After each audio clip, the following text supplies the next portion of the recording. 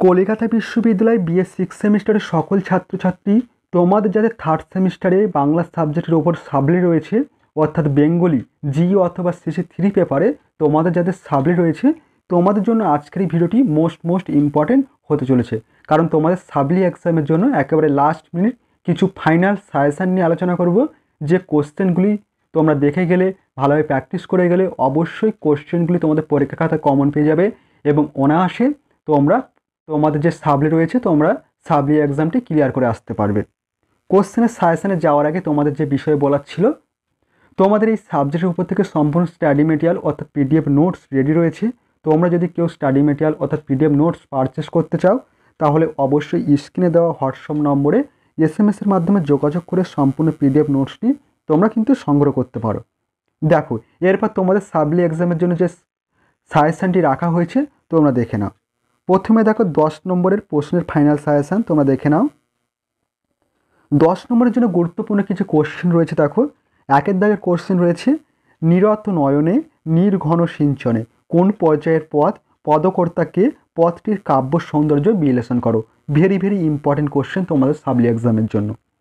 দ্বিতীয় 2 নম্বর কোশ্চেন রয়েছে, মন্দির বাহির কঠিন কপাট কোন পর্যায়ের পদ, পদকর্তাকে, পদটির কাব্য সৌন্দর্য বিশ্লেষণ করো। Most important. এবং 3 নম্বর কোশ্চেন, অভিসার বলতে কি বোঝায়, এই পর্যায়ে শ্রেষ্ঠ পদকর্তাকে, পাঠ্যপদ অবলম্বনে তার কবি কৃতিত্বের পরিচয় দাও বা তার কৃতিত্বের পরিচয় দাও। Very important. এই কোশ্চেনগুলি কিন্তু তোমাদের জন্য খুবই গুরুত্বপূর্ণ। এবং 4 দাগের কোশ্চেন, পূর্বরাগ কি, পূর্বরাগ পর্যায়ে শ্রেষ্ঠ কবিকে, তোমার পাঠ্যপদ অবলম্বনে তার কবি কৃতিত্বের পরিচয় দাও। এই যে প্রথম 4টি কোশ্চেন আলোচনা করলাম, এই 4টি কোশ্চেন তোমাদের অবশ্যই ভালোভাবে প্র্যাকটিস করে যেতে হবে। এই 4টি কোশ্চেন যদি এখান থেকে প্র্যাকটিস করে যাও, তাহলে এখান থেকে 2টি কোশ্চেন অবশ্যই তোমরা কমন পেয়ে যাবে। তার সাথে 5 দাগের যে কোশ্চেনটি রাখা হয়েছে, দেখো, আমার ভারতবর্ষ কবিতাটিতে সমাজ সচেতন কবির দেশ চেতনার যে পরিচয় পাওয়া যায় তা নিজের ভাষায় আলোচনা করো।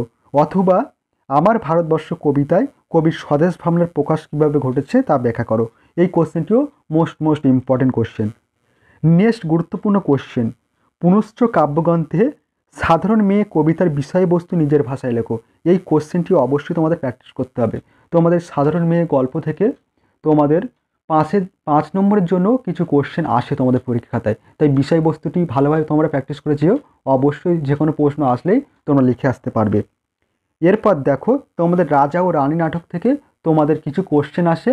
এখান থেকে খুব সহজে তোমাদের 10 নম্বরের একটি অ্যান্সারের উত্তর দিয়ে আসা যায়। এখান থেকে একটি কোশ্চেন অবশ্যই তোমাদের কমন পাওয়া যায়। দেখো, তার জন্য প্রথম যে কোশ্চেনটি করবে, রাজা ও রানী নাটকটি সার্থক ট্র্যাজেডি না মেলোড্রামা নাটকের স্বরূপ বিচার করে বিষয়টি আলোচনা করো। এই কোশ্চেনটি গুরুত্বপূর্ণ আছে। এরপর দেখো, সবচেয়ে মোস্ট ইম্পর্টেন্ট রয়েছে তোমাদের সাবলি এক্সামের জন্য, রাজা ও রানী নাটকে রাজা বিক্রমদেব চরিত্রটি বিশ্লেষণ করো। Very important. এবং তার সাথে রাজা ও রানী নাটকে সুমিত্রার চরিত্রটি বিশ্লেষণ করো। এই 2টি কোশ্চেন অবশ্যই তোমাদের প্র্যাকটিস করতে হবে। তোমাদের সুমিত্রার চরিত্র না হয় বিক্রমদেবের চরিত্র তোমাদের এবছর তোমাদের সাবলি এক্সামে অবশ্যই তোমরা কমন পাবে। এর সাথে তোমরা 10 দাগের কোশ্চেনটিও প্র্যাকটিস করে যেও। রাজা ও রানী নাটকে কুমার ও ইলার উপকাহিনীর গুরুত্ব আলোচনা করো। কুমার ও ইলার উপকাহিনীর গুরুত্ব আলোচনা করো।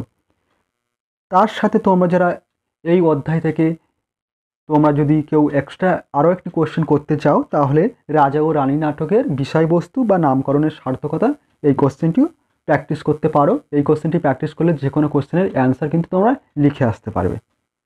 এরপর দেখো, এক্সট্রা কোশ্চেন রাখা হয়েছে 10 নম্বরের জন্য। যে এক্সট্রা কোশ্চেনগুলি রাখা হয়েছে, প্রথম কোশ্চেন, সাধারণ মেয়ে কবিতায় বক্তা শরৎবাবুর কাছে কীরকম গল্প লিখতে অনুরোধ করেছে তা নিজের ভাষায় লেখো। কোশ্চেনটি তোমাদের 5 নম্বরেও আসতে পারে। এরপর দেখো, 13 নম্বর কোশ্চেন, কেউ কথা রাখেনি কবিতায় বক্তার আশাহত হবার কারণগুলি সংক্ষেপে লেখো। এরপর দেখে নাও, 5 নম্বরের জন্য কিছু ফাইনাল সাজেশন রাখা হয়েছিল। সেখান থেকে দেখো মোস্ট ইম্পর্টেন্ট কোশ্চেনগুলি তোমরা দেখে নাও। 1 নম্বর কোশ্চেন ছিল, চাতক জলত কহি সে নহে তুলনা, সময় নহিলে সে না দেয় এক কোণা, পদকর্তাকে অংশটির তাৎপর্য বিশ্লেষণ করো। Most important. এবং দ্বিতীয় কোশ্চেন, কণ্টক গাড়ি কমল সমপদতল কোন পর্যায়ের পদ, পদকর্তাকে পদটি রাধা অভিসার যাত্রার জন্য কি প্রস্তুতি নিয়েছিলেন সংক্ষেপে লেখো। Most important. এবং 3 নম্বর কোশ্চেন, দিনরাত মনে হয় কোন আদমরা জগতের সঙ্গে যেন আষ্টে পৃষ্ঠে বাধা পড়ে আছি, কার কেন এ কথা মনে হয়। ভেরি ইম্পর্টেন্ট এই কোশ্চেনটি। এরপর দেখো 4 নম্বর কোশ্চেন, গাগরি বাড়ি ঢাড়ি করি পিছল চলতহি আঙুলি চপি, প্রসঙ্গ নির্দেশ করে তাৎপর্য ব্যাখ্যা করো। এবং 5 নম্বর কোশ্চেন, আধমরা হয়েও বেঁচে ওঠে, কার কথা বলা হয়েছে, সে কেন আধমরা হয়েছিল। Most important. তোমাদের কিন্তু এই যে সবুজ টিক চিহ্ন দেওয়া কোশ্চেনগুলি কিন্তু ভেরি ইম্পর্টেন্ট। অবশ্যই তোমাদের এখান থেকে এই কোশ্চেনগুলি প্র্যাকটিস করে যেতে হবে। এরপর দেখো 6 নম্বর কোশ্চেন, অন্তরে প্রিয়সীতব বাহিরে মহিষী উক্তিটির তাৎপর্য সংক্ষেপে লেখো। কোশ্চেনটি ইম্পর্টেন্ট আছে। এবং 7 নম্বর ইম্পর্টেন্ট কোশ্চেন, যুদ্ধ ও দুর্ভিক্ষ আসে পরস্পরের মুখে চুমু খেতে খেতে, প্রসঙ্গ নির্দেশ করে তাৎপর্য ব্যাখ্যা করো।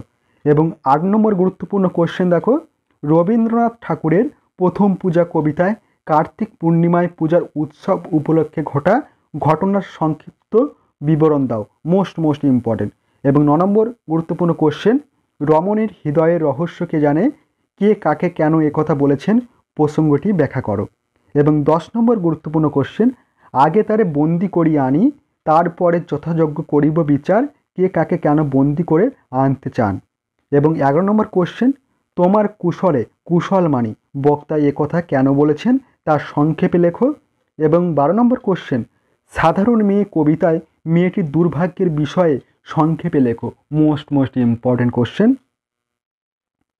এবং 13 নম্বর কোশ্চেন ছিল, থাকি যবে গৃহ কাজে যেন নাথ, তোমারই সে গৃহ তোমারই সে কাজ, প্রসঙ্গ নির্দেশ করে উদ্ধৃতাংশটির তাৎপর্য লেখো। এরপর দেখো এক্সট্রা কোশ্চেন রাখা হয়েছে, এর পাশাপাশি যে এক্সট্রা কোশ্চেনগুলি দেখে যাবে দেখো। 14 নম্বর কোশ্চেন, দাঁড়াইয়া নন্দীর আগে গোপাল কান্দে অনুরাগে, পথটিতে গোপালের অভিযোগ কার প্রতি, গোপালের অভিযোগগুলি কি। মোস্ট ইম্পর্টেন্ট এই কোশ্চেনটি। 15 নম্বর কোশ্চেন, দিনের ভাগারে নামে রাত্রির শকুন, এ কথা কেন বলা হয়েছে। এবং 16 নম্বর কোশ্চেন, বহুদিন পরে বধুয়া এলে পদকর্তাকে কোন পর্যায়ের পদ, সংক্ষেপে তাৎপর্য ব্যাখ্যা করো।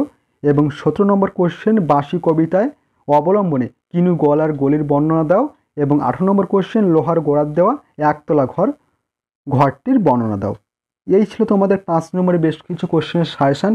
এখান থেকে মোস্ট ইম্পর্টেন্ট যেগুলি টিক চিহ্ন সবুজ টিক চিহ্ন হাইলাইট করা রয়েছে প্রশ্নগুলি মোস্ট ইম্পর্টেন্ট। তোমাদের 5 নম্বরের প্রশ্ন তোমাদের পরীক্ষার খাতায় 9টি আসে, সেখান থেকে তোমাদের 4টি কোশ্চেনের অ্যান্সার করতে হয় 20 নম্বর।